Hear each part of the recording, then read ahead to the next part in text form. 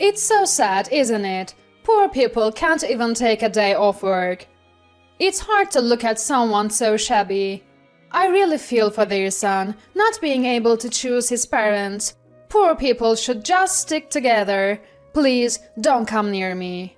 I arrived at my son's sports event in my work clothes. Then, one of the mom friends made a harsh comment towards me. I could feel everyone's eyes on me. Little did they know who I really was. My name is Cindy. I'm 35 years old. I live with my husband and son. Recently, we went through a big change. Due to my husband's job, we moved to the city. I had moved when we got married, but moving with a family was harder than I expected. Unpacking, setting up furniture and appliances, sorting out utilities, changing the address on my driver's license. The days just fly by. Especially tough was taking care of my son, Chester, while moving. Chester, ever so curious, tries to go off on his own. He doesn't care that it's an unfamiliar place. Hey, where are you going? To the nearby supermarket. You went there yesterday, right? What will you do without any money? Well, it's boring at home. Did you finish setting up your room? You haven't opened all the boxes yet, have you? Not yet, but... Do that first. Mom's heading to the school now, so have it done by the time I get back, okay? Yeah. Just once is enough for a year. I always tell you that, don't I? Today, I have to go to the elementary school for Chester's transfer process. I always try to be on time, but this morning was so hectic I ended up running to the school. As I neared the school gate, I caught my breath before entering. Walking into the staff room, more than half of the desks were empty, probably because of classes. It's been a while since I've in a staff room. Brings back memories of my school days. Feeling a bit nervous, I checked the seating chart for Chester's teacher. That's when a woman approached me. Can I help you with something? I'm looking for my son's teacher's desk. Oh, it's that one in the corner. Thank you. As I was about to head over, the woman continued. Excuse me, you're new here, right? Looking for a teacher? Do you have a child at this school? Yes, I'm Cindy. We recently moved nearby. I'm here for my son Chester's enrollment. He'll be in 4th grade. Oh, is that so? I'm Sissy. My son is also 4th grade. Maybe they'll be in the same class. Nice to meet you. Nice to meet you too. Though we exchanged greetings, I couldn't help but notice Sissy's expression. Was it my imagination? She seemed to scrutinize me from head to toe as if scoring me. Was there something on my clothes? Or a stray gray hair, perhaps? Then Sissy spoke up. By the way, did you buy that outfit at a dollar store? This? No, it's not from there. Wearing that to school, it's pitiful for your son, Chester, isn't it? He would want his mom to always look nice. I see. This was the first time someone had been so harsh with me. It was a big blow, especially since I was already exhausted. Looking closely, I noticed Sissy was dressed in high-end brands. Unfazed, she continued. There's a bathroom down the hall.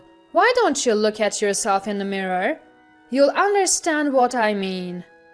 With that, she left the staff room. I sighed with relief. Then, Chester's teacher approached me. You're Cindy, right? Yes, I'm your son's teacher. Looking forward to working with you. The teacher seemed calm and kind. Sissy, you were just talking to, she's quite a character, isn't she? Unable to affirm or deny, I just laughed it off. She's the PTA president, known around here as the leader of the mom group. Is that so? Yes, she often comes to school without much reason. Seems like she's just showing off her branded clothes and bags.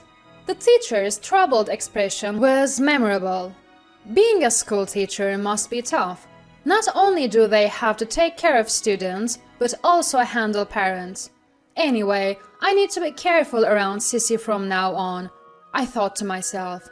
The paperwork went smoothly and I headed home. The next day, I rode my bike to the nearby supermarket. Eggs were on the sale today. As I parked my bike, I unfortunately spotted Sissy getting out of a taxi. I quickly looked away, but it was too late. Sissy briskly approached me. "Oh, isn't that Cindy?" "Hello, thank you for yesterday." She was dressed head to toe in brand names again today. Without intending, I wore the same outfit as yesterday. I thought it wouldn't matter since I was just going to the supermarket and didn't know many people yet. But she immediately began her fashion critique. "Excuse me, are you wearing the same clothes as yesterday?" "Yes."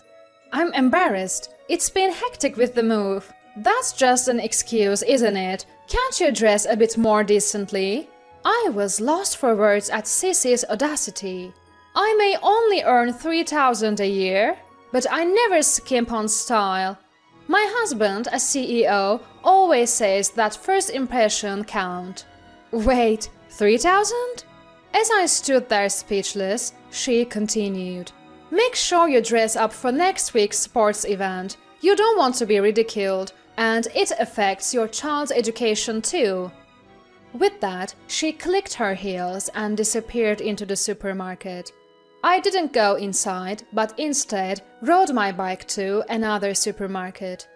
Everyone has people they dislike. I believe in keeping a distance from such people in interpersonal relationships. While thinking about dinner, I headed to the supermarket.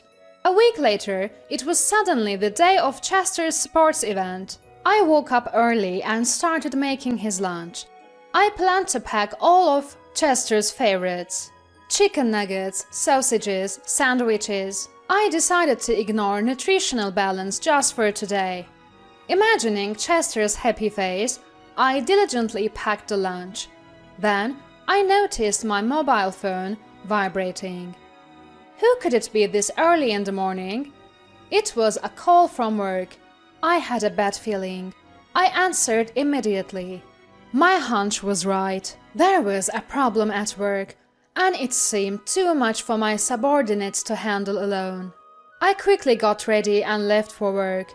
Thanks to my subordinates' prompt contact, we were able to solve the problem quickly. But the sports event had already started. They were probably doing free throws in basketball by now. I rushed home, packed the lunch, and headed to the school. I didn't change my clothes.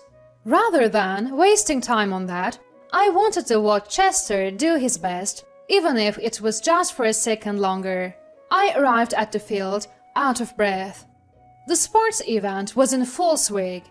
As I was moved by the children's performance, a familiar voice called my name. "Cindy!"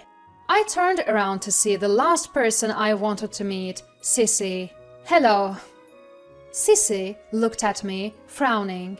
She was decked out in brands again today. "Is that work clothes?" "Yes, there was a problem at work this morning, so I had to go in. I didn't have time to change. I should go now." As I tried to leave, she wouldn't let me.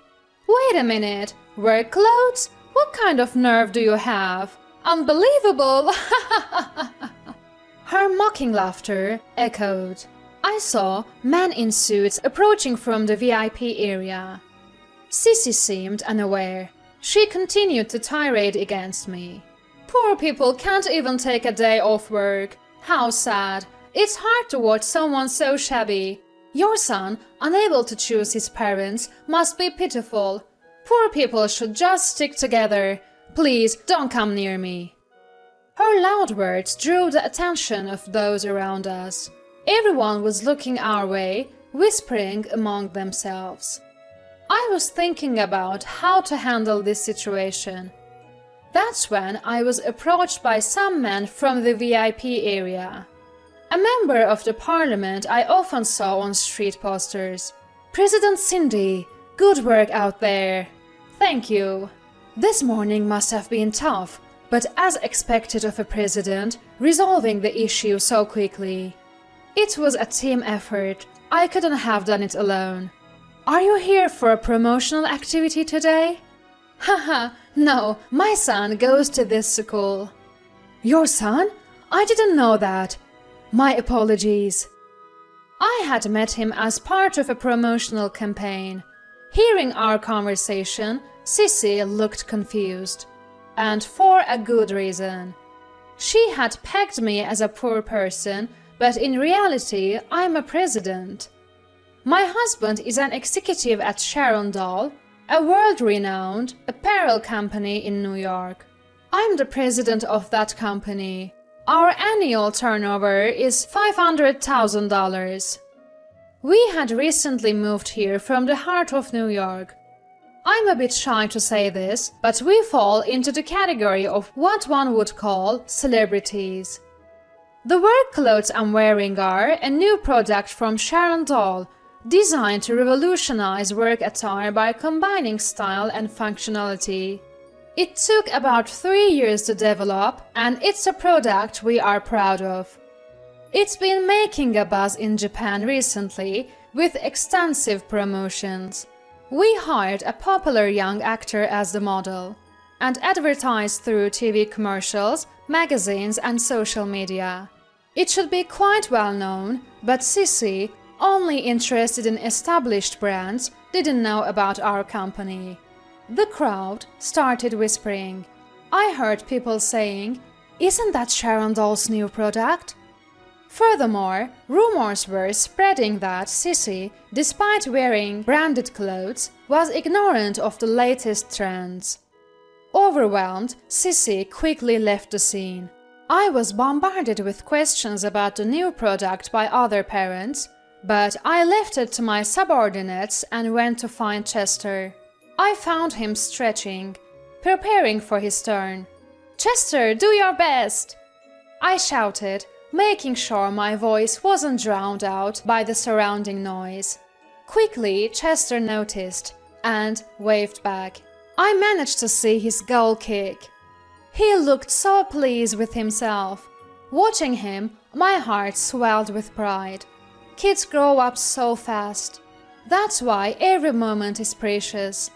Chester and I enjoyed lunch together, and I supported him wholeheartedly in the afternoon events. A few days later, an unexpected fact came to light. Sissy's husband's company was a client of Sharon Doll. Due to this incident, the contract was terminated. Her husband's arrogant nature became evident. The company took a huge hit, likely struggling to stay afloat in our industry.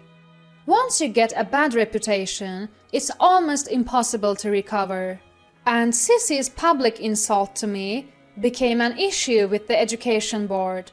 Someone who had heard our conversation leaked her rant. There were even videos which spread quickly on the social media. Though the faces were blurred, it was obviously Sissy and me. I tried to have it removed multiple times, but as soon as one was deleted, another appeared. I grew tired of this endless cycle. It's a true digital tattoo. Because of that video, Sissy's family lost their place in both the school and the community. They stopped attending school events and eventually moved away. Sissy's family moved away late at night, almost like they were fleeing. I later learned that Sissy hadn't only been targeting me. Apparently, she often made snide remarks to other parents who didn't wear brand-name clothes. She didn't just impose her tastes on others, she also denigrated their characters. The school and other parents had been filing complaints against her. Unintentionally, we all ended up being thanked for driving the Sissy family away. Thanks to an offer from the school and support from the community, I'm now serving as a fashion advisor for parents and children. I am thrilled to be able to use my experience and knowledge. Above all, it's great to have the chance to become closer with Chester's friends and their parents. Today, I'm hosting a session on winter outfit coordination at the local community center. I've prepared thoroughly. Though it's not my main job, I'm eager to enhance my experience. As I was eating breakfast, I noticed Chester staring at me. What's up? You've been looking at Mom? Mom, you've been really cool lately. Really? What brought this on?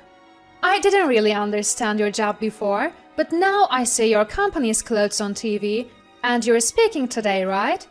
That's right. Mom, you're amazing. My friends even say your mom is incredible. Really? That makes Mom happy.